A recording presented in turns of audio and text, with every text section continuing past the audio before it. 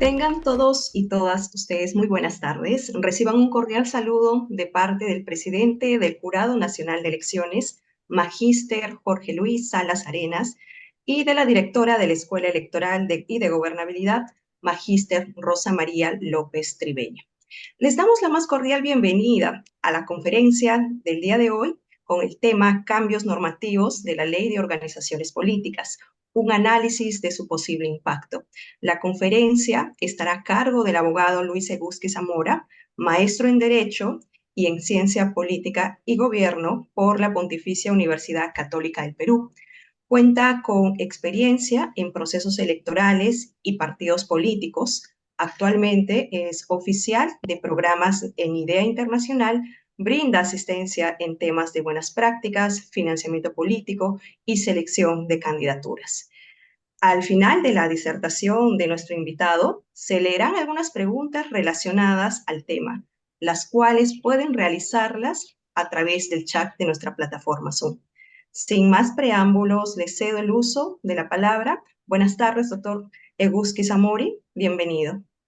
Gracias, Fiorella, y gracias a todos y a todos los que han accedido a esta conversación. Vamos a tratar de que sea algo muy informativo, ¿no? Sí, entiendo que hay la idea de tener algunas perspectivas de futuro, pero los cambios han sido recientes, así que creo que vale la pena revisar con precisión cuáles son esos cambios que ha sufrido la ley de partidos políticos en el último tiempo, ¿no? Estamos hablando de 2 o 3 meses atrás, en el que tenemos cambios, ¿no? Hay algunas reformas un poquito más antiguas que también impactan en lo que la ley es ahora, ¿no? Antes de empezar con el PPT, quiero plantear algunos temas para entender el proceso o el proceso de reforma que ha tenido la ley a lo largo del tiempo, ¿no? La ley de partidos políticos es una norma que está vigente desde el año 2003. A lo largo de esos años ha tenido varias modificaciones, un promedio de 20 artículos, 25 artículos han cambiado. Tenemos a estas alturas ya una norma en la que conviven normas originales, digamos, las normas originales del año 2003 con modificaciones que han sucedido desde el 2005 muy seguido, ¿no?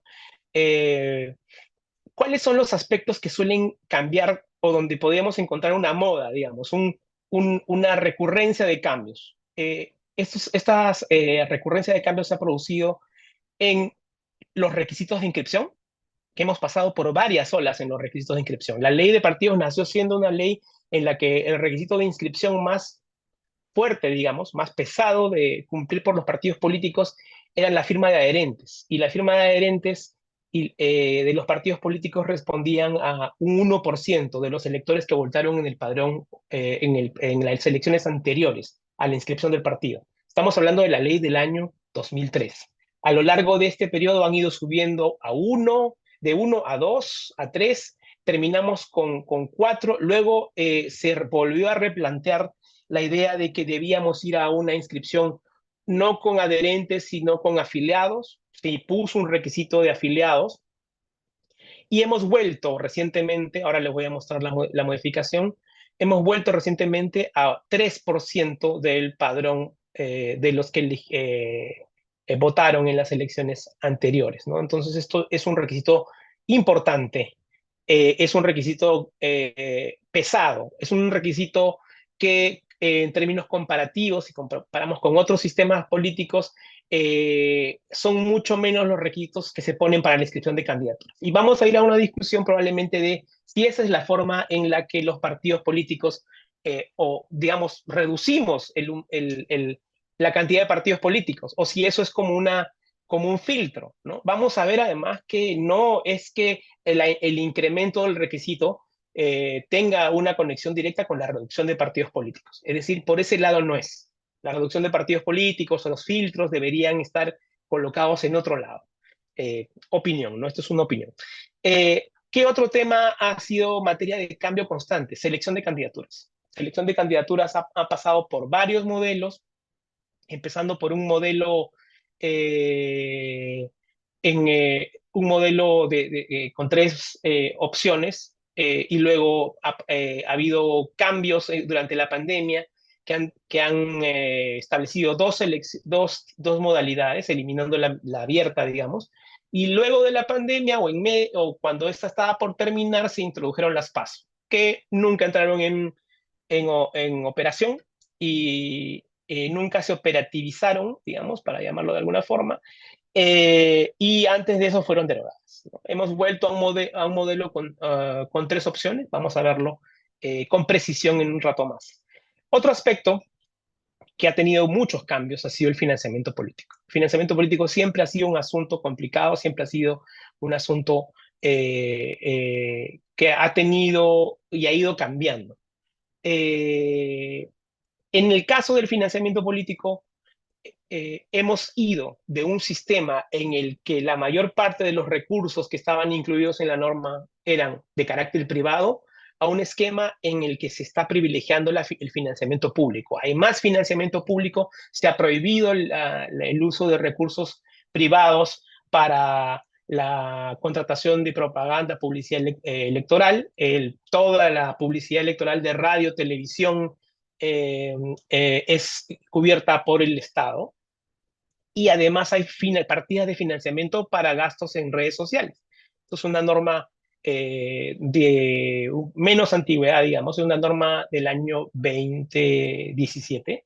Eh, y sobre ese tipo de normas, ahora vamos a ver también cómo han ido cambiando en el tema de financiamiento, ya más recientemente, cosas muy importantes, ¿no? Se trató en el año 2017 de era un modelo en el que yo, como les decía, haya más financiamiento público y algunas sanciones que podían motivar o incentivar el cumplimiento. Vamos a ver cómo este escenario de sanciones ha ido cambiando.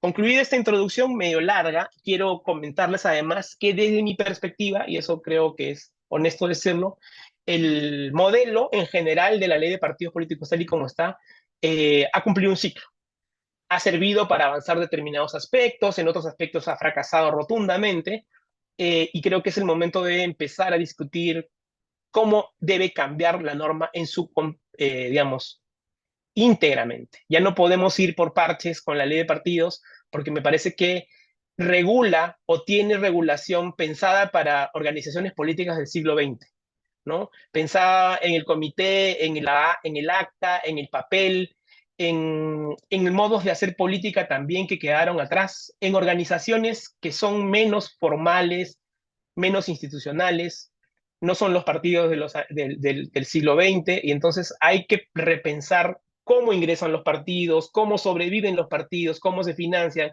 cómo seleccionan sus candidaturas, y creo que hay que mirarlo desde la actualidad, desde las nuevas tecnologías, desde cómo se organizan las personas ahora, porque creo que esta es una idea bien importante para empezar a hablar de partidos. Los partidos, en esencia, son organizaciones de personas. Sin personas es muy difícil que haya un partido político. Un partido político puede funcionar, digamos, pueden ser organizaciones populares con un líder muy claro, pero para movilizarse, para tener algún tipo de actividad, tienen que movilizar personas, pocas, muchas, intermedias, etcétera. Sobre eso podemos conversar. Pero son organizaciones de personas que están buscando participar en procesos electorales y que están buscando tener éxito en esos procesos electorales, ¿no? Y gobernar. Esa es su naturaleza. Y esa naturaleza, ese ideal objetivo de competir en procesos electorales haga que trabajen mucho con incentivos, ¿no? El partido quiere obtener los cargos, quiere ser exitoso en el proceso electoral. Entonces, ese condicionamiento hace que su conducta, digamos, responda a los incentivos que se pueden poner en la ley o no, ¿no? Eso es en principio. Pensar que desde la norma, esto es una cosa muy de abogados, ¿no? Pensar que desde la norma, desde la ley de partidos políticos, podemos, desde la norma, construir un tipo ideal de partido, me parece que es una idea que puede conducirnos al fracaso. La norma tiene que ajustarse y tiene que tener mucho elemento de realidad. Tiene que tratar de regular las organizaciones de partidos políticos a partir de un conocimiento de cómo se comportan los partidos en la realidad. qué tipo de procesos tienen, qué tipo de organizaciones tienen, tienen locales, no tienen locales, porque si yo parto de un tipo ideal de partido en el que tienen locales en todo el país y luego lo pongo como requisito, estoy construyendo una barrera, si hay buena intención de, digamos, de una barrera para poder alcanzar ese ideal, o en el otro lado, estoy construyendo un incentivo para ir por debajo, para tratar de hacer comités de papel, presentar, cumplir con el requisito y luego ya en la realidad me muevo como pueda, ¿no? Entonces, hay ahí un elemento de diseño normativo que yo creo que en la ley de partidos políticos actual se nos ha escapado o ya ha perdido contacto con la realidad. Por más que queramos hacer ajustes ahí yo creo que lo necesario, lo importante es repensar la norma en su integridad. Voy a compartirles un PPT que es muy esquemático, está muy pensado en la norma para que todos podamos conocer las innovaciones de la reforma. Entonces, este es el nombre de la exposición y yo les voy a contar y les voy a hablar sobre 3 modificaciones. La ley tiene más modificaciones. Quizás hubiese sido interesante agregar, pero puedo hablar de esto al final. Eh, las modificaciones que se han hecho en los términos de hoja de vida. Es un tema muy interesante porque también ahí ha cambiado mucho la ley, ¿no? Entonces, pero lo voy a comentar al final, lo voy a anotar aquí en mi libreta para no olvidarme del asunto de la hoja de vida. No está considerado en este PPT, en esta PPT, porque no ha cambiado la hoja de vida recientemente, ¿no? Lo que se ha cambiado son estos 3 temas. Modificaciones en la inscripción de organizaciones políticas, en la selección de candidaturas, que es lo que se conoce ampliamente como democracia interna, pero más específicamente o más certeramente se llama selección de candidaturas, y luego las modificaciones que se han hecho al financiamiento político. Entonces, vamos con el primer, perdonen que yo soy un usuario básico de PPT, así que no hay belleza, pero hay información en este PPT. El texto anterior de la ley de partidos políticos, el que ha sido modificado en enero del 2024, fíjense lo reciente que es la modificación, señalaba esto respecto a la inscripción. Estoy solamente poniendo acá los requisitos fuertes. Esto es AB, no es AA.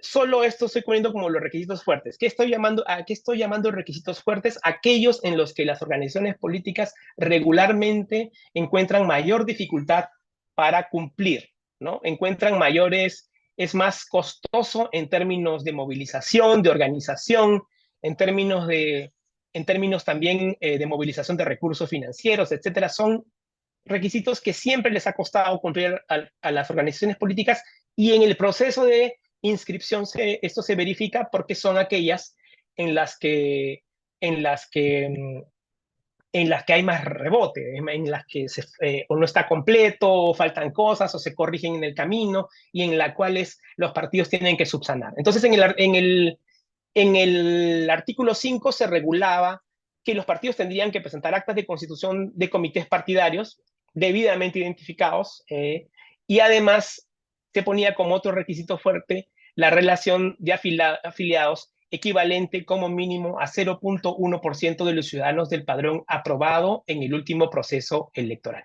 Estamos hablando de afiliados. Cuando decimos afiliados son aquellas personas que están inscritas en el partido, que pueden votar, que pueden tomar ser parte de las decisiones que toma el partido, por ejemplo, cambio de estatutos, etcétera, ¿no? Los afiliados son aquellos que se han inscrito, que están en el padrón, que votan en el partido, que pueden ser candidatos, etcétera. A estos requisitos del artículo 5, estos no se han derogado, estos persisten, estos son requisitos que aún se mantienen en la ley de partidos, se les ha agregado el requisito H. Es decir, teníamos hasta la G de requisitos, que incluían el estatuto, el reglamento electoral, diversos documentos, ya papel. A esto se le ha agregado un requisito antiguo, un requisito viejo, un requisito histórico en el Perú, en realidad, digamos, desde el estatuto del 31, los partidos se le pide una relación de adherentes, ¿no?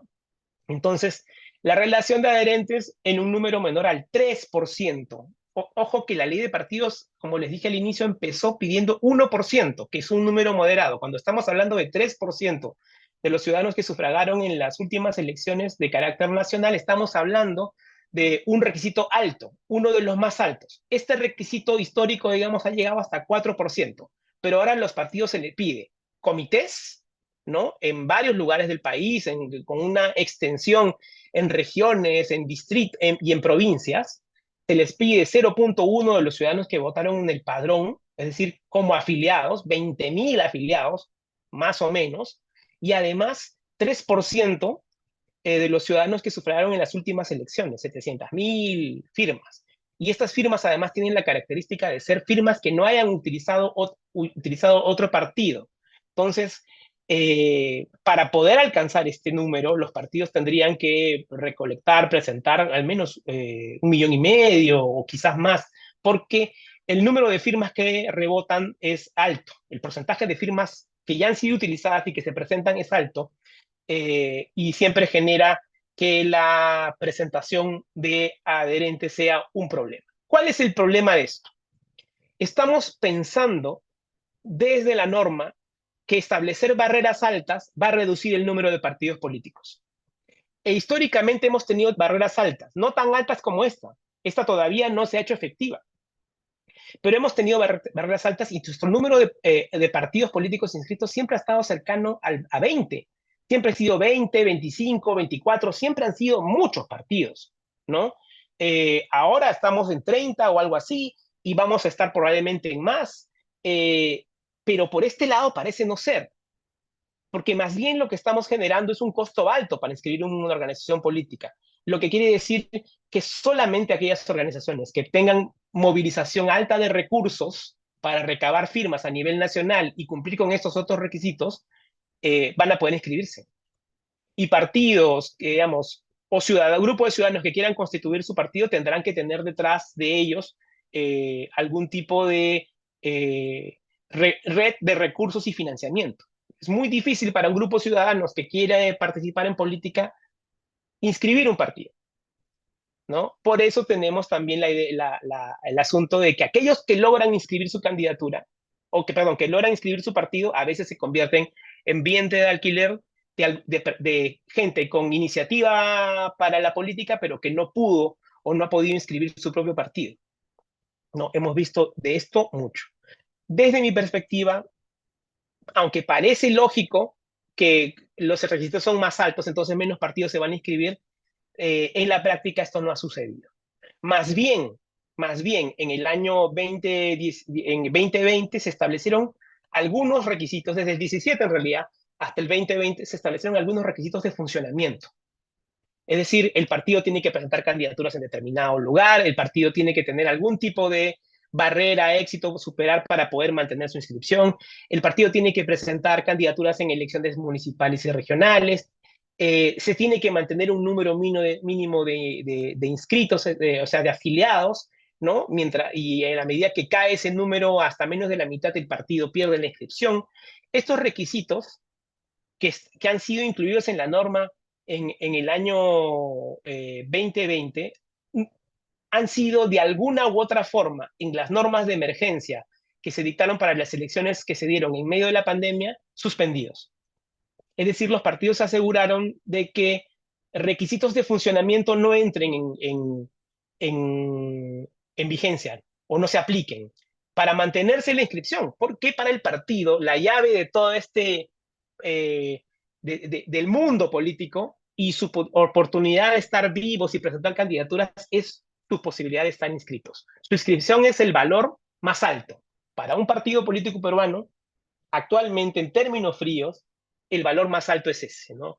La ideología, la posibilidad de reclutar candidatos o tener figuras que puedan representar es más bien secundario. La norma ha creado incentivos para que más importante sea tener la inscripción, porque con eso van a venir los candidatos. Entonces estamos en un proceso que es inverso a lo que debería ser. Para nosotros los abogados es muy común hablar desde el deber ser, pero es verdad que no necesariamente que la inscripción se haya constituido en el mayor valor del partido político es una cosa positiva positiva para el sistema, ¿no? Debería haber otras cosas que están detrás del partido político, ¿no? Y ahora más bien la inscripción es el valor. Ustedes se van a percatar además de que esa inscripción es protegida, es cuidada. ¿A qué me refiero? Los legisladores que pertenecen a partidos políticos inscritos buscan que la inscripción no se pierda o haya pocas posibilidades de que se pierda por requisitos legales. Y en ese caso vienen las suspensiones, los cambios, el cambio de requisitos. Y más bien los que están dentro buscan elevar la barrera, entre comillas, para los que quedan fuera. No es un comportamiento necesariamente positivo para algunos valores que tiene la democracia, que tiene que ver con la posibilidad de que participen más personas en política, que haya pleno derecho de ejercicio político, que las barreras para acceder a la representación política sean bajas, etcétera, ¿no? Si pensamos que además que estas organizaciones tienen el monopolio de la representación política porque solo los partidos políticos pueden presentar candidatos en todas las elecciones y solo los movimientos regionales tienen la posibilidad de presentar candidaturas en las elecciones regionales para abajo, entonces tenemos un panorama de un sistema que cada vez se ha vuelto más cerrado.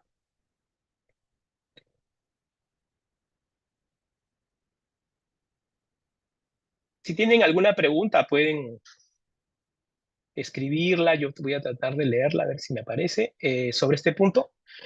Esta misma norma ha generado requisitos para los movimientos regionales. Como saben, cuando nació la ley de partidos políticos, si no se lo saben, igual, no se lo saben, también se los cuento porque la ley también es un poco antigua. Cuando la ley aparece en el año 2003, había tres tipos de organizaciones políticas, hasta cuatro, digamos. Los partidos políticos de alcance nacional, los movimientos regionales que tenían posibilidad de presentar candidaturas en de elecciones regionales para abajo, es decir, municipales, tanto provinciales como distritales, y estaban además las organizaciones políticas locales que participaban en procesos electorales eh, municipales, ¿no? Provinciales, distritales.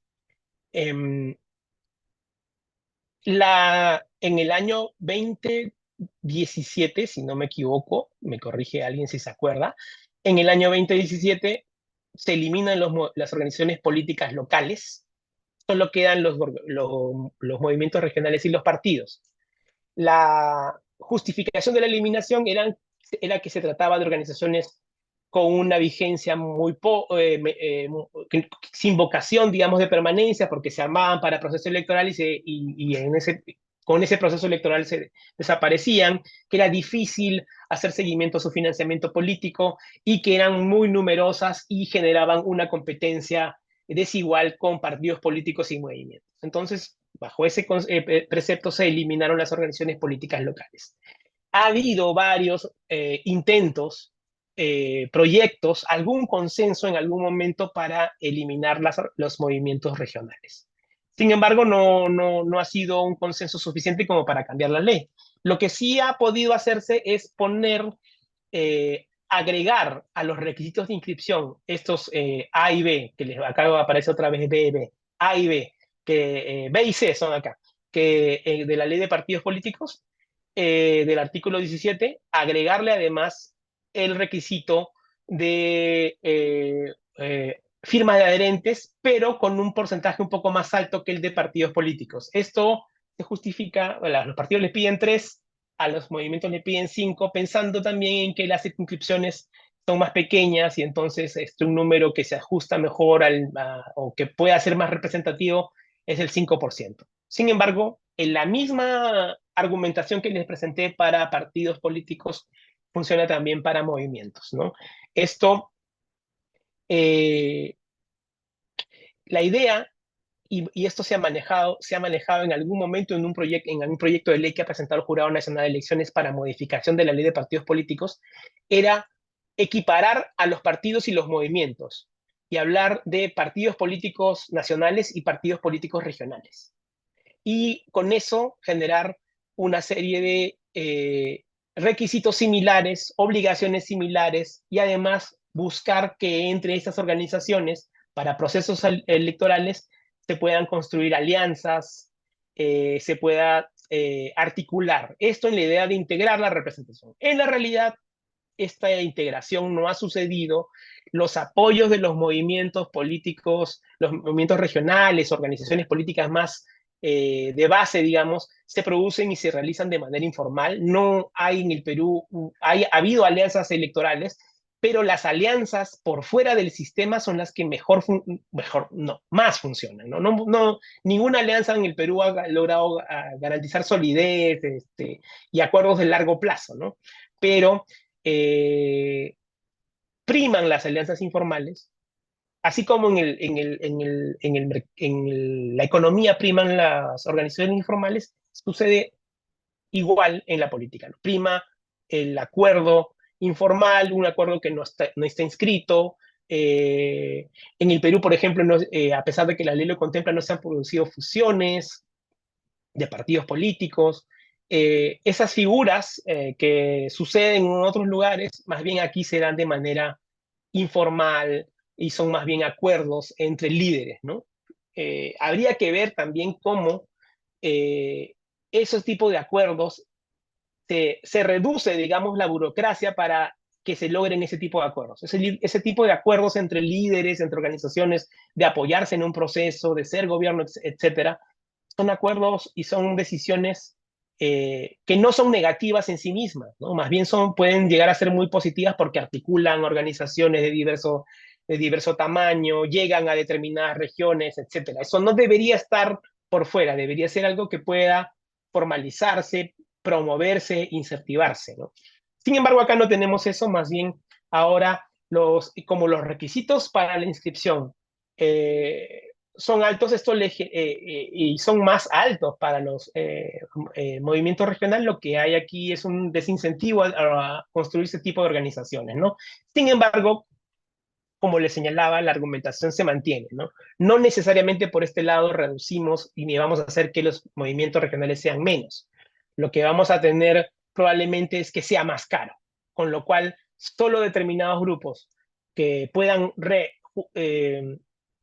acceder a los recursos para poder recoger o cumplir con los requisitos van a poder inscribir sus iniciativas como movimientos, ¿no? Esto, por supuesto, que no es un asunto menor, ¿no? Porque en una democracia la idea es que la representación política no tenga barreras eh, que dependan mucho de la movilización de recursos, digamos, ¿no? Por lo menos para el acceso. En la campaña electoral uno puede aplicar diversos tipos de mecanismos para equiparar la cancha, digamos, ¿no? Pero para el acceso sí nos parece que las barreras son elevadas, ¿no? Esto lo que también promueve, digamos, en el peor de los escenarios es otra vez los vientres de alquiler, la construcción de partidos que son cascarón y que, digamos, van en búsqueda de candidaturas y hay tal incertidumbre en los procesos electorales peruanos que ninguno del todo, digamos, se considera como partido menor, porque a veces la elección la gana un partido que nadie esperaba que gane, ¿no? Entonces, los incentivos para hacer este tipo para trabajar o para hacer partidos combis, para llamarlo de alguna forma, o sea, que suben candidaturas a diestra y siniestra, son muy altos. No ha cambiado, elevar los requisitos, dudo que vaya a cambiar la lógica de una política que responde a otras dinámicas. Hasta aquí hay alguna pregunta. Voy a ver el chat, a ver si hay alguien que haya preguntado. Creo que no. No puedo ver el chat. Bueno, mientras aquí le doy al chat, pero no me sale nada. A ver, buenas tardes, todos saludan. Hola, ¿qué tal? Todos han saludado, parece Hola bien. Luis, ¿qué tal? Fiorella te va a dar lectura de las preguntas en este Ok, momento. ok, acá hay algunas preguntas, sí. Ya, Fiorella, te escucho. Sí, claro, doctor Eustiza. Mm. Hay una pregunta que refiere cómo la ley de organizaciones políticas regula la inscripción de partidos políticos y qué limitaciones existen para evitar la inscripción de un gran número de partidos. justamente estamos hablando de eso, las limitaciones. El legislador, cuando un abogado habla del legislador, puede parecer que estamos refiriéndonos a una persona, pero estamos refiriéndonos al Congreso, en realidad, ¿no? Que es el que tiene que aprobar una ley, ¿no? O una ley como la de partidos políticos. Entonces, los requisitos fuertes son estos que les he mencionado. Los otros requisitos tienen que ver con presentar eh, estatutos, reglamentos, acta, y cosas que son de papel, ¿no? Hay que construir, hay que elaborar generalmente. Si viviéramos en el mundo que la ley de partidos piensa, este estatuto, este reglamento sería producto de un debate, deliberación dentro del partido, en las grandes asambleas, digamos, pensando en algún partido muy antiguo en el Perú, en su aula magna, o en la sala de reuniones de algunos otros partidos, una decisión que se toma en que todos votan, intervienen y hay grandes oradores y hay un nivel de debate político y los afiliados tienen formación, etcétera. Eso, los partidos en la realidad, por el cambio de la sociedad, también han cambiado, ¿no? Entonces, estos grandes debates casi no se producen en ningún lado. Eh, Hay muchas redes sociales, hay mucha discusión en redes sociales, con poca articulación en general. Entonces, todos estos requisitos a los que yo denomino de requisitos de papel son porque en la mayoría de los casos las produce un abogado experto en temas electorales, escribe el estatuto, escribe el reglamento y ya está. Generalmente además no traen ninguna novedad. La más importante novedad en los estatutos es la forma en la que eligen al líder, porque hay veces que los líderes son vitalicios y demás cosas que se han encontrado cuando se revisan estatutos de partidos políticos. Pero los requisitos fuertes de los partidos políticos, los que imponen a los que quieren inscribirse como partidos políticos mayores cargas, es decir, más carga de movilización de personas, más carga en recursos, etcétera, son la presentación de los afiliados, la presentación de comités y la presentación de adherentes. Hago nuevamente la distinción. Afiliado, el que está inscrito, el que está en el padrón, y el adherente es el que está en la calle. Un transeúnte cualquiera te encuentra en la Plaza San Martín y te hacen inscribirte en un padrón de adherentes y te dan tu galleta, te dan una gaseosa, etcétera, y te vas. Y ya tú eres un adherente para un partido político. Tu firma no se va a poder usar para adherirse a otro partido político, ¿cierto? Entonces, esto no te genera a ti, adherente, ningún tipo de obligación con el partido político, solamente que te has adherido al partido, nada más. Tampoco es para ti un problema porque los afiliados a los partidos políticos tienen algunas restricciones de contratación, pero los adherentes no, ¿cierto? Pero para un partido político recoger 1,5 millones de firmas de adherentes es una tarea costosa. Piensen en el número de planillones que se requiere para inscribir 1,5 millones de personas. Piensen nada más digamos, en 500 hojas de papel bond. Ya, lo que tenemos que llenar es muchísimo más que eso, ¿no es cierto? Para recoger firmas de 1,5 millones de personas. Entonces se requiere dinero, movilización, gente que salga los fines de semana a buscar eso. Es un pequeño ejército de personas. Esa es la restricción que se ha restablecido. No existía, se había derogado, se había optado por un modelo en el que solo se inscribían afiliados, de 17,000 a 20,000 afiliados, y eso se ha abandonado en la última modificación. Hemos vuelto al sistema anterior a la modificación, digamos, para ir hacia una inscripción por afiliados. Eh, eh, Vamos ahora a ver el tema de selección de candidaturas, donde también ha habido cambios importantes. Quizás el cambio más sonado, ¿no? El cambio que más se ha discutido en medios de comunicación, los organismos electorales también han hablado de este tema, eh, y ha sido un tema de debate, ¿no? Me, me estoy adelantando un poco, creo. Aquí está. Este es el texto anterior en el tema de selección de candidaturas, ¿no? Y lo que se había establecido es lo que todo el mundo conoce como PAS, ¿no? Las primarias abiertas, simultáneas y obligatorias. Entonces, el artículo 24 en el año 2020 se modificó y se dijo que las elecciones primarias se realizan de manera simultánea, mediante voto universal, libre, obligatorio, igual, directo, o sea, un voto como una elección cualquiera nacional, estén los ciudadanos afiliados o no a la organización política. Es decir, todos y todas votábamos en esa elección primaria. Ya la decisión ya no era solo tomada por gente vinculada al partido, como los afiliados o los delegados, etcétera, como fuese, sino que eso era una decisión en la que participaban todos los ciudadanos y todas las ciudadanas, ¿no? Eh, si hacemos o pensamos los mecanismos de selección de candidaturas como entre más cerrados y más abiertos, la primaria abierta y simultánea y obligatoria es el mecanismo más abierto, ¿no? Porque participan o tienen la posibilidad de participar todos los electores en la decisión de cómo ese partido, esa organización política va a constituir su lista de candidatos. Los mecanismos más cerrados es cuando la elección es a dedo, ¿no? Cuando el dirigente, el presidente elige directamente y dice o sea, una sola persona decide quién es el candidato, y por ahí, acercándose a procedimientos cerrados, está la elección por delegados, en la que hay una elección indirecta, es una convención o una asamblea en la que eligen, ¿no? En el medio, más o menos, está la posibilidad de que todos los afiliados inscritos en el partido político elijan, ¿no? Que es la que se conoce como elección un militante, un voto, ¿no? Que es el justo medio, digamos, entre los extremos. Nos habíamos ido de un proceso en el que la mayoría de organizaciones políticas optaban por una elección indirecta, es decir, una elección a través de convención, asamblea, poco participativa. Algunas asambleas han elegido, tenían 14 personas, 20 personas, y este número de personas tan chiquito, tan reducido, elegían las candidaturas de todo el país, ¿no? Entonces, eh, hemos ido de ese sistema a esta norma, que era la elección más abierta, ¿no? La más participativa.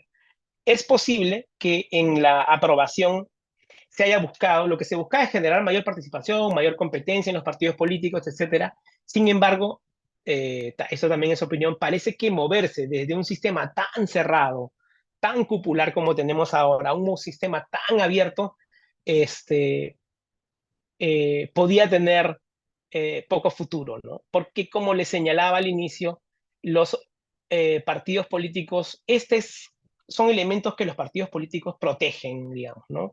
La posibilidad de decidir las candidaturas es otro de los poderes importantes que tienen los partidos políticos, y además deciden las candidaturas para todo el país. Entonces también es un asunto en el que no van a dar su brazo a torcer tan fácilmente, ¿no? Sin embargo, la norma se aprobó. La norma se aprobó, se aprobó con un umbral de 1.5%. Hubo mucha presión de las personas para que esto fuese así. Eh, hubo además mucha gente en opinión pública señalando que los mecanismos de selección de candidaturas debían abrirse. Yo también creo que los mecanismos de selección de candidaturas tienen que ser más participativos, pero cuando se aprobó había la sospecha de que fuese solo presión popular y que esto podía ser modificado por los congresos que viniesen, ¿no? Y en efecto, esta norma nunca se aplicó en la realidad, porque fue suspendida en los dos procesos posteriores a su aprobación, fue suspendida, tanto para el 2020 como para el 2021. Eh, y entonces no hemos tenido este tipo de ensayo en el Perú. Y digamos, en el 2020 más o menos que era justificable el asunto de suspenderlas, porque había peligro de que la aglomeración contribuyese a expandir la pandemia, pero ya en el 2021 parece que la excusa del COVID ya no era tan vigente ni tan probable con la población vacunada, ¿no? En su mayoría. ¿Cómo cambió la norma y cuál es el texto vigente a enero del 2024? Hemos vuelto a las modalidades optativas que los partidos pueden elegir. Si se daban cuenta, la anterior no tenía opciones. Era una sola opción, era la PASO, participaban todos y había un umbral. Si no pasabas el 1.5%, no tenías posibilidad de competir en el proceso electoral. Y entonces lo que tenemos ahora les han mantenido el nombre de elecciones primarias, sí podrían considerarse elecciones primarias. Son procesos de selección de candidaturas eh, y son modalidades que se mantienen del modelo original de la ley de partidos políticos. El modelo original del año 2003 tenía estas tres opciones. En las elecciones con voto universal de los afiliados o de los ciudadanos, es decir, la primaria abierta, parecida a la PASO, pero ya les vamos a explicar por qué no es tan parecida. Primero, porque no es obligatoria. Y segundo, por otras razones organizativas que vamos a ver en un rato más. Entonces, tenemos una opción que es la participación de ciudadanos y afiliados, es decir, votan los que están inscritos en el padrón del partido político y los ciudadanos que quieran inscribirse para votar en esa elección. Puede ser, por ejemplo, tengo simpatía por determinado partido, quiero votar en su primaria, me inscribo en ese partido, el partido filtra el padrón con ayuda de los organismos electorales y ese padrón, ya yo estoy inscrito y tengo que ir a votar a esa selección de candidaturas, ese día, esa jornada electoral. La otra modalidad es la elección directa, ¿no? La elección un militante, un voto, que todos aquellos electores inscritos en el padrón de afiliados, depurados por los organismos electorales, pueden participar en la selección de candidaturas. Como les decía, este es el modelo intermedio, ¿no? Participan todos los afiliados y todos los afiliados toman la decisión de ver quiénes son los candidatos o cómo se conforman las listas. La ventaja de esta modalidad es que obliga al partido a tener un padrón depurado, ¿no? De nada le sirve a un partido tener un padrón de 500.000 si no van a acudir a votar. Entonces le conviene más bien tener un padrón de 50.000, de 80.000, de 100.000 afiliados, pero a los que puede contactar, a los que puede involucrar, a los que puede involucrar con un proceso de selección de candidaturas. Después vamos a ver por qué es importante que haya un mínimo de participación en estas elecciones. Entonces, la modalidad C es la modalidad a través de delegados, es decir, es la modalidad indirecta. Pero para la elección de estos delegados hay una elección directa. Entonces, la ley impone que la selección de los delegados se haga bajo las mismas características, es decir, voto universal, libre, voluntario, igual, directo y secreto de los afiliados en su conjunto, ¿no? En ese sentido, podría considerarse una elección democrática también, pero vamos a ver cuáles son los aspectos que hacen que esto no sea tanto así. En las tres modalidades se tiene que superar un umbral de participación de 10%. Es decir, para la elección con militantes, con afiliados y con ciudadanos, si tú has inscrito 100, tienen que votar 10. Si no superas los 10, 10 o más. Si no superas los 10, no puedes inscribir candidaturas, no has superado el umbral. En la elección de un militante, un voto, si tu padrón es de 10, de 100, tienen que votar 10. Si no llegas a ese umbral, no puedes presentar candidaturas, no superaste, bueno, para el otro año será. Y en el caso C, que es la elección a través de delegados, en el caso de los delegados, al menos el 10% de los delegados tendría que participar en la selección de las candidaturas. Ojo que en el caso de la elección de delegados, al ser menos personas, generalmente los quórums en los partidos políticos son mayores, no son 10%. Para tomar una decisión válida, por ejemplo, de cambio estatutario, tiene que haber un mínimo de participación, al menos en la primera convocatoria, ¿no? Que esté la mitad más uno de los delegados, etcétera. Hay diversos tipos de mayorías agravadas para tomar decisiones importantes. En ese sentido, me parece que la norma es muy, o sea, para A y B me parecen que podría ser un poco más alto, pero 10% sigue siendo algo complicado para partidos políticos que no han podido convocar en procesos electorales anteriores más del 7% de su padrón, ¿no? Entonces, en el caso C, más bien, sí podría ser se podría requerir, porque son cosas distintas, y aquí quiero extenderme un poquito. La elección por C viene en tramos. Hay un tramo directo en el que se eligen a los delegados. En este participan todos los afiliados. Ahí el umbral podría ser 10%, digamos, o más alto, ¿cierto? Pero para la el día en el que se reúnen los delegados electos a través de manera directa para elegir a la lista, no sé si me estoy dejando entender, el quórum tendría que ser más alto. El quórum tendría que ser 50%, algún número que garantice que los electores elegidos por los afiliados son representativos del partido a nivel nacional, ¿no? Entonces, aquí hay un problema de redacción, hay un problema de considerar que las tres modalidades son modalidades comparables, son modalidades totalmente distintas y deberían tener requisitos también diferenciados. Entonces, el texto vigente incluye las tres modalidades y se ha hecho tabula rasa y se ha dicho umbral de 10 para todas.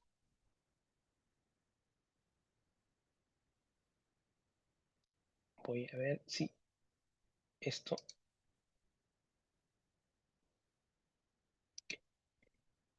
Ahora, voy a hablarles, hace poquito, en febrero del 2024, el Jurado Nacional de Elecciones ha emitido un reglamento. La reglamentación de las elecciones primarias, estas tres modalidades que se aprobaron en el Congreso, el jurado ya ha emitido un reglamento y hay varias cosas que son bien interesantes, ¿no? Y creo que es bien importante para los que están presentes en esta reunión tener en cuenta algunas fechas claves, ¿no? Porque hay algunas que son próximas.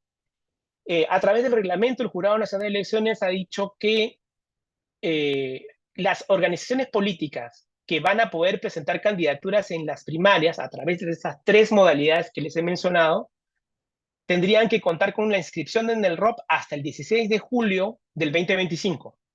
Si no estás inscrito hasta el 16 de julio del 2025, es decir, tu proceso no cumplió, todavía no te verifican las firmas, falta tal o cual, no participa. No puede presentar candidaturas porque no vas a poder llegar al momento de la primaria. Las alianzas tienen la misma fecha de inscripción. La solicitud se puede hacer hasta el 16 de junio, pero la fecha máxima de inscripción también es el 16 de julio del 2025. ¿Qué nos dice esto? ¿Qué implícitamente nos está diciendo?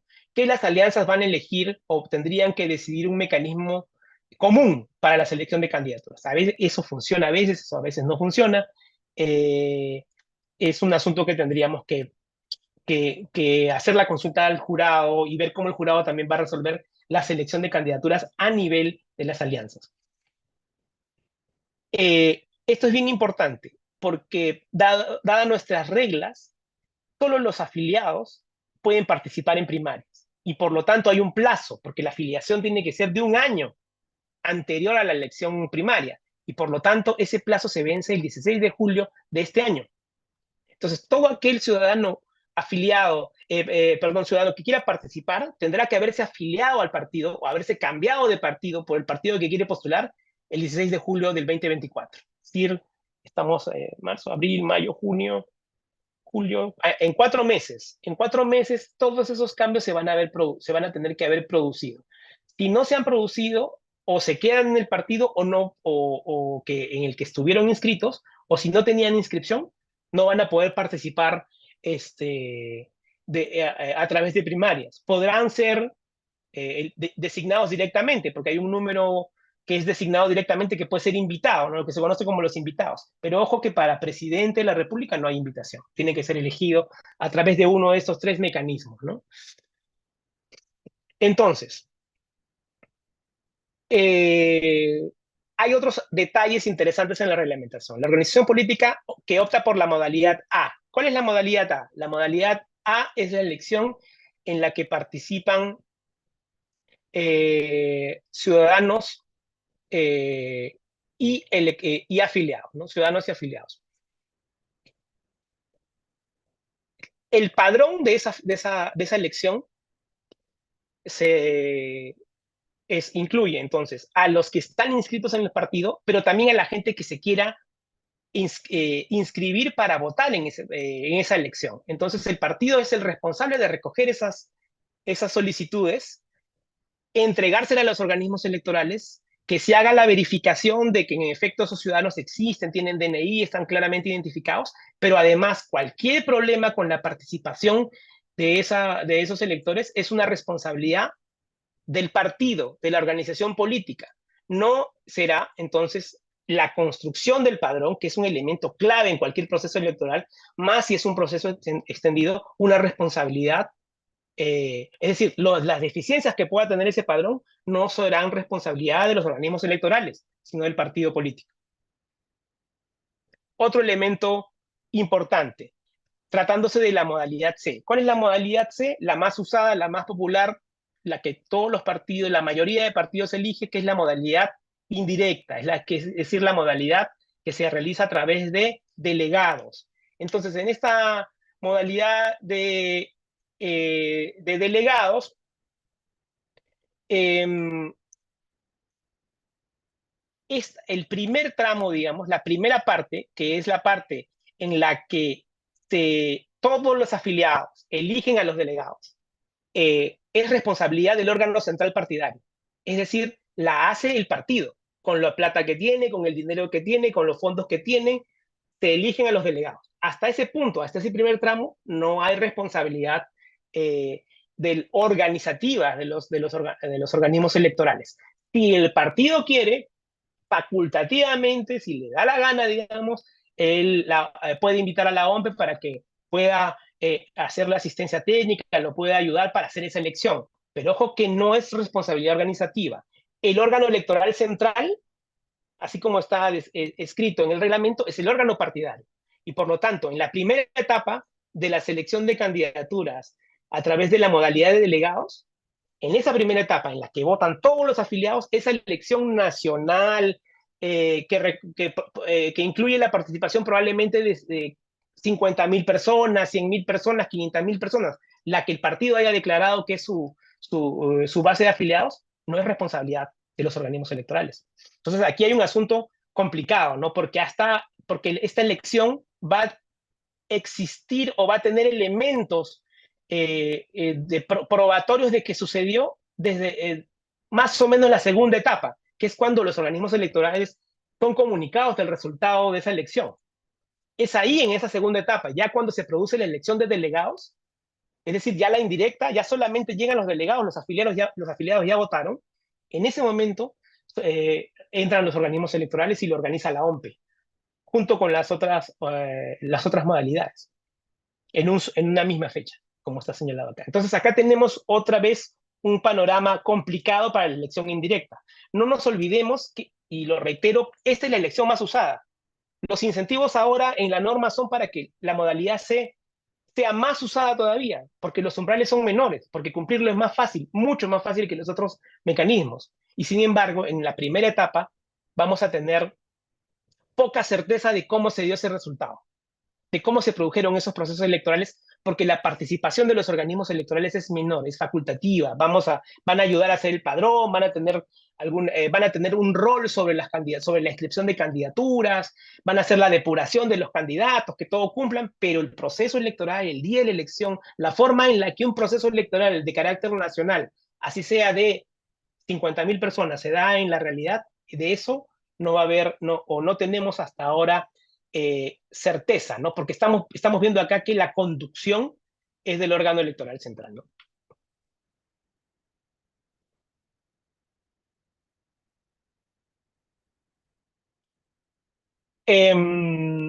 Ojo que existe esta norma reglamentaria y sin embargo hay una división de tareas en la ley respecto a la parte organizativa, a la parte del padrón, a la parte de la inscripción y la resolución de conflictos electorales. Esto puede, digamos, hacer que la intervención de los organismos electorales se pueda facilitar o puedan generarse normas desde OMPE, por ejemplo, para facilitar la organización de procedimientos electorales, pero desde este reglamento, lo que tenemos certeza hasta ahora, la conducción, es decir, el que encabeza el proceso de selección de candidaturas de primarias en la modalidad de delegados, es el partido político a través de su órgano electoral central. Seguimos. Otra cosa que ha traído este reglamento, para la primera etapa de la modalidad, puede solicitar apoyo a los organismos electorales, como les decía, y comunica los resultados, como pueden ver, eh,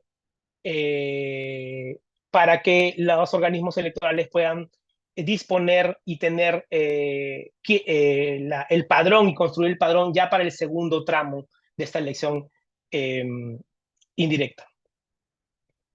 Aquí hay un asunto que me parece importante del reglamento, que creo que es importante también que se conozca, porque también es un cambio a lo que teníamos hasta hace poco, ¿no? La postulación de las candidaturas, es decir, para la postulación de las candidaturas se tiene que verificar la hoja de vida.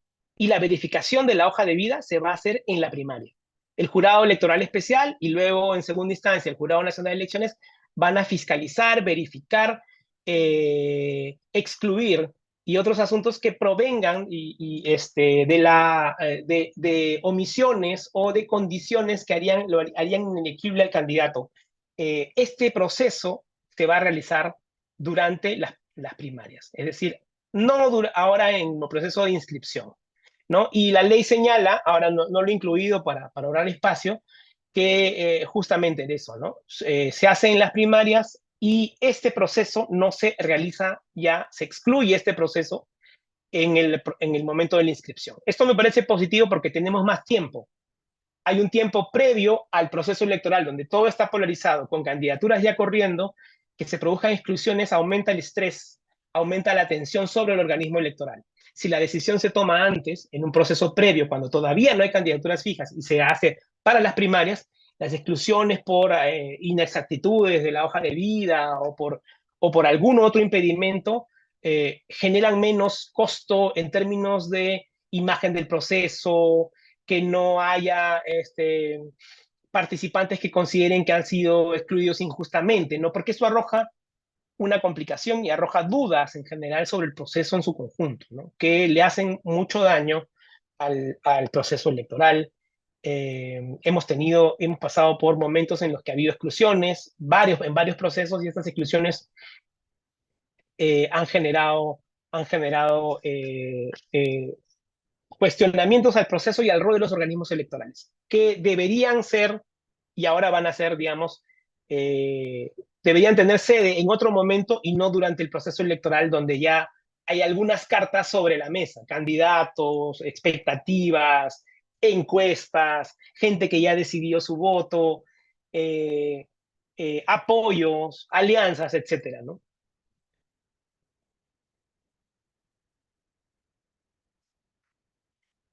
Pasamos bruscamente del asunto de la selección de candidaturas al tema del financiamiento, que también es un tema, como les había señalado, en el que había habido muchas modificaciones a lo largo del tiempo. Pero yo creo que las modificaciones que han sucedido entre el 22 y el año 24 son modificaciones, son retrocesos. Hemos tenido varios avances. Ir de un financiamiento que confiaba estrictamente en lo privado hacia un financiamiento en el que hay mayor participación de lo público, genera campañas más equitativas y además genera partidos políticos menos intensos en la búsqueda de fondos grandes, digamos, para poder pagar la campaña electoral. Porque la campaña electoral en radio y televisión ya está pagada, digamos, la paga el Estado a través de franja electoral. Pero ha habido algunos cambios que tienen que ver con el rol sancionador. Estos cambios son, por ejemplo, la reducción de la multa por no declarar gastos e ingresos de campaña para los candidatos iba de 10 a 30 UITs. Esto es un asunto también importante que hay que mencionar. La tendencia de la ley de partidos políticos ha sido que, de las modificaciones, ha sido que los partidos tengan cada vez menos responsabilidad sobre sus candidatos. Es decir, la idea de partido combi que sigue, que sube candidatos, puede ser útil para entender, ¿no? Como el proceso en el que se conforman las candidaturas es un proceso en el que las candidaturas buscan al partido, la responsabilidad, vinculación, conocimiento del partido sobre los candidatos es menor, es a veces inexistente. No hay un vínculo entre partido y candidato y más bien lo que el partido busca es completar sus listas y llenar candidaturas y subir gente a esa compra. No sucede en todos los partidos, pero sucede en varios. ¿no? Entonces, la posibilidad de que el partido asuma una responsabilidad por el financiamiento de estos candidatos es algo que a los partidos no quieren. O sea, no quieren asumir responsabilidades compartidas con el candidato sobre las multas, sobre el financiamiento, sobre las obligaciones que hay para rendir. Porque en la vida real el partido jaló a tal candidato porque tenía que completar la lista, el candidato ganó, pero no lo conoce, no sabe cómo se financió, no, digamos, no tiene mucha idea de quiénes son sus fuentes de financiamiento, etcétera, ¿no? Eso es en el mejor de los escenarios. Ustedes podrían plantearse también el peor de los escenarios, en el que más bien se conoce, pero se calla, en más bien se conoce, pero se trata de hacer uno de la vista gorda, etcétera, ¿no? También sucede. Entonces, la modificación ha hecho que para estas multas que ahora se cobraban a los candidatos, las multas se han reducido bastante, bastante, ¿no? Han pasado de ser multas considerables, estamos hablando de, eh, a grosso modo, ¿no? Un poquito más de 50.000 soles a 150.000 soles. Hemos pasado de a 5.000 y algo soles a 25.000, ¿no? Entonces las multas se han reducido un montón. Pero no solamente eso. Esta regulación de la multa de 10 a 30 OIT ya estaba en vigencia cuando se han producido varios procesos electorales. Y lo que se ha hecho a través de la ley es algo, me parece a mí, que sí es un retroceso y me parece algo que además podría ser considerado, no sé si fuera de la Constitución, pero sí que tiene algunos elementos que podrían ponerlo en ese carril, ¿no? Primero, se ha establecido, la ley no tenía indicación de plazo para la OMPE. La OMPE generalmente conducía sus procedimientos o conduce sus procedimientos bajo también las normas de la ley de procedimiento, la ley general de procedimiento administrativo, ¿no? Pero la ley de partidos ha establecido un plazo de caducidad y prescripción que es mucho menor. Es un plazo de 1 año para la prescripción y el plazo de caducidad, es decir, que cualquier proceso que esté en curso que supere los 9 meses y extraordinariamente 3 meses, es decir, también 12 meses, 1 año, concluye por el paso del tiempo, ¿no?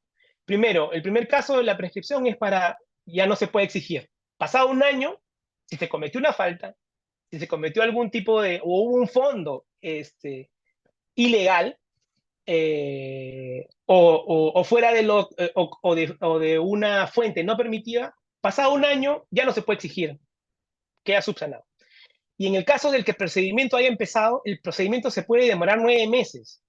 Si no se extiende, muere ahí y no hay sanción, a pesar de que el proceso se esté sustanciando, ¿no? Solamente se puede aumentar extraordinariamente 3 meses. Entonces, lo que estamos haciendo en realidad, y fíjense ahora, porque esta norma que acá se dio además con una disposición transitoria. La disposición transitoria decía que los procesos en trámite, lo que estuviese en ese momento sustanciándose en OMPE, también, si se cumplían los plazos estos, también se detenían. Entonces era una norma, una ley, en realidad, con nombre propio. Por eso se pone en este carril posible de inconstitucionalidad, ¿no? No se ha hecho, no sé si se habrá hecho la denuncia, los constitucionalistas que saben más que uno podrán debatir y discutir, pero me parece aquí que si no es inconstitucional, sí es abiertamente injusto, ¿no? Sí es abiertamente injusto porque hay procesos sancionadores que se estaban realizando, ha habido falta de información, ha habido gran número de candidatos al Congreso, a las elecciones en general, que han presentado informes vacíos, ¿no? O que no han presentado de plano informes. Entonces, última cosa que digo sobre esto, casi última, es que al ser tan baja la multa para presentar por no presentar la declaración de ingresos de campaña, al ir de 1 a 5 UITs, es menos oneroso pagar esta multa que presentar y que te encuentren algún tipo de irregularidad. Porque en el caso de que te encuentren la irregularidad, tú tienes que pagar el monto equivalente al fondo que recibiste de manera, digamos, de fuente indebida, ¿no? Entonces lo que estás generando acá es un incentivo altísimo para no declarar y pagar la multa por no declarar, que afecta directamente uno de los principios del todo el libro de financiamiento, que es la transparencia. Estamos afectando aquí la idea de que es mejor que presenten, que la norma busca que se presenten, que se sepan los fondos, y no necesariamente pensar que la norma está construida para castigar partidos, ¿no?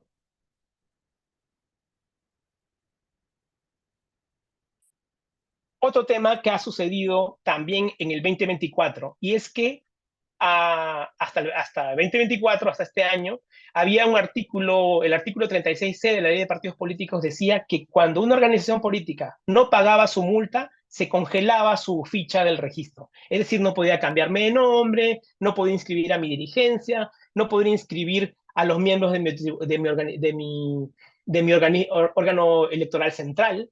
Y con ello no podía hacer elecciones internas, no podía cambiar de dirigencia, no podía cambiar de estatuto, se congelaba, y con esa congelada de padrón tenía muy pocas posibilidades de conformar candidaturas, ¿no? Entonces esta norma, que se aprobó, como les decía, me parece que en el 2017, se ha cambiado el 2024, y ya no, y acá ponen que la reincidencia, etcétera, pero lo he puesto solamente para graficar que el párrafo se eliminó. Ya no hay un efecto o un efecto sobre el impago de la multa, ¿no? La OMPE tiene cobranza coactiva, tiene diversos mecanismos, pero si no hay a quién cobrarle o no hay contra qué ejecutar, la cobranza coactiva podría dar igual. El único incentivo para cumplir era, oye, mira, si tú no cumples con la norma, si tú no cumples con pagar tu multa, tú no vas a poder mover tus candidaturas. No vas a poder hacer prácticamente nada porque el registro se te va a congelar. Esa norma, como muchas otras, eh, se suspendieron en algunos procesos, pero ya ahora, con esta última modificación, se ha eliminado de plano. No existe más. Entonces, les quería, no sé si me queda tiempo, si alguien me puede avisar si me queda tiempo, porque quiero referirme brevemente al tema que había anotado aquí.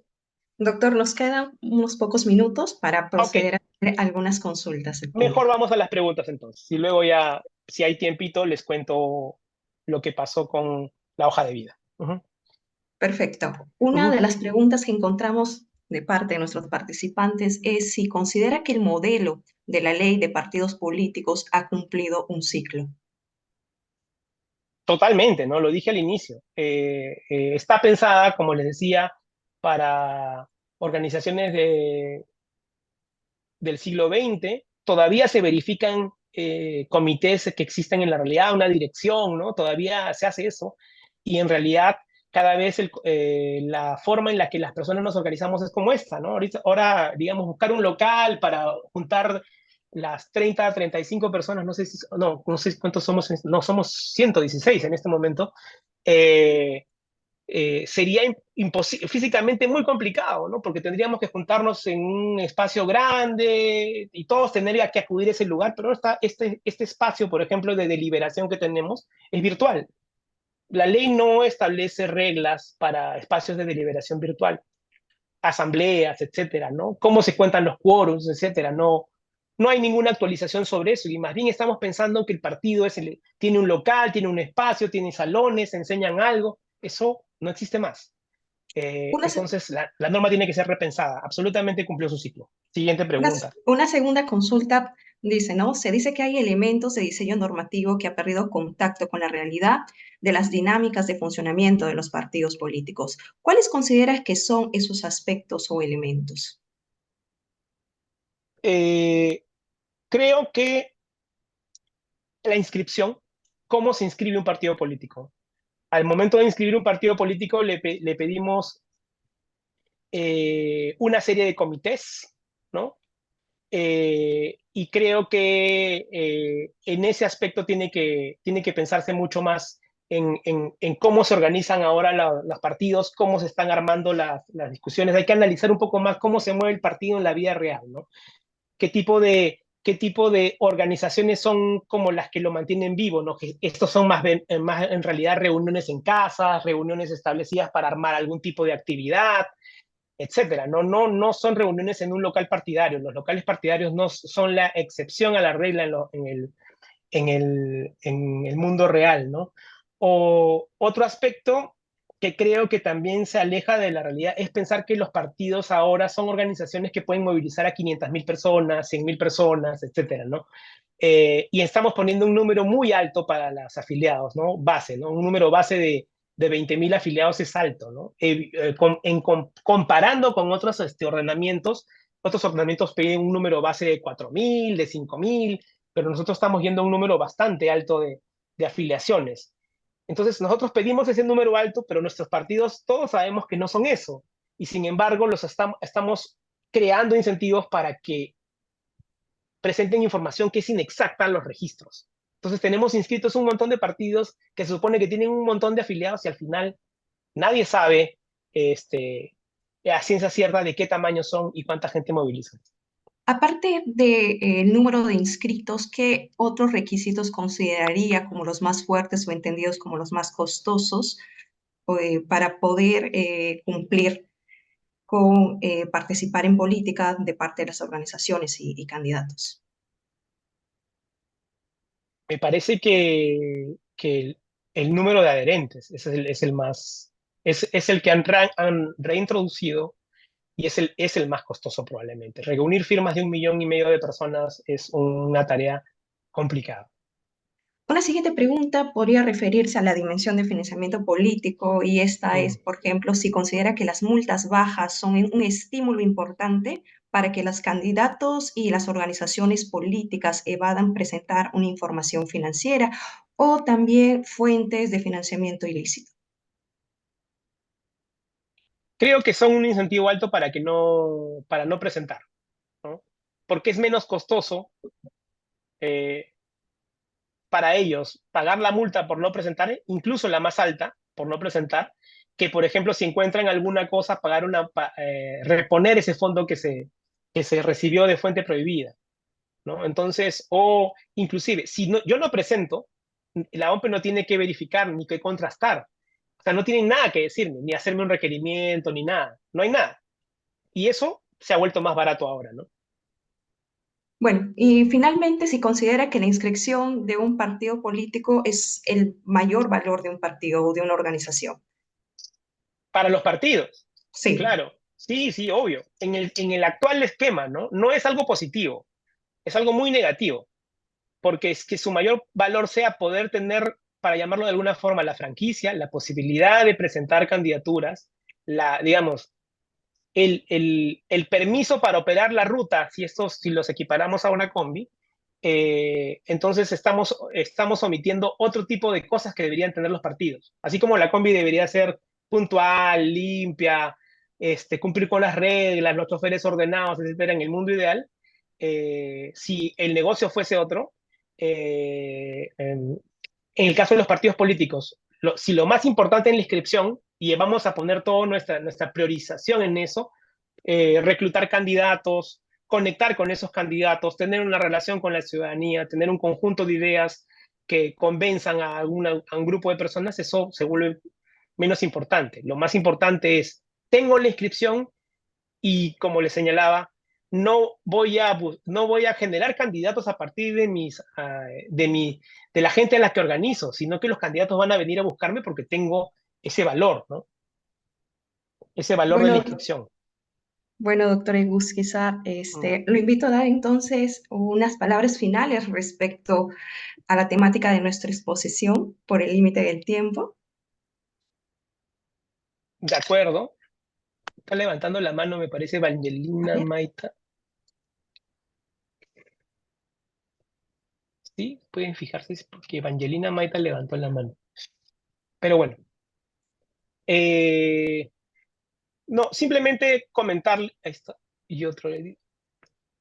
Fiorella, ¿puedes fijarte? Porque me parece que están Sí, levantando la mano. bueno, si Angelina desea realizar una pregunta, la puede escribir en este momento para poder plantearla.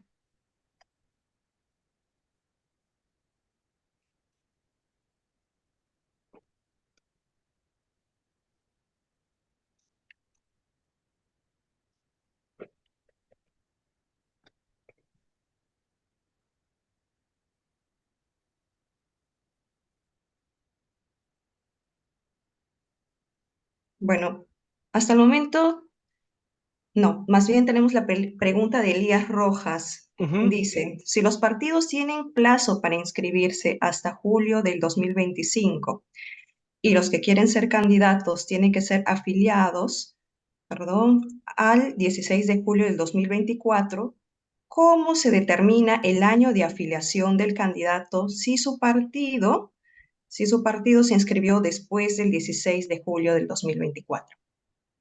A ver, no le entendí bien la pregunta.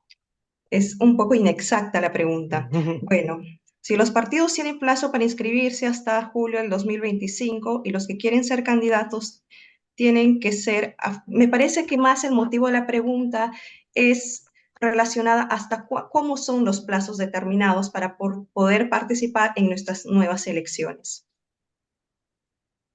Claro, la fecha máxima para lograr la inscripción es el 16 de julio, es el 16 de julio del 2025.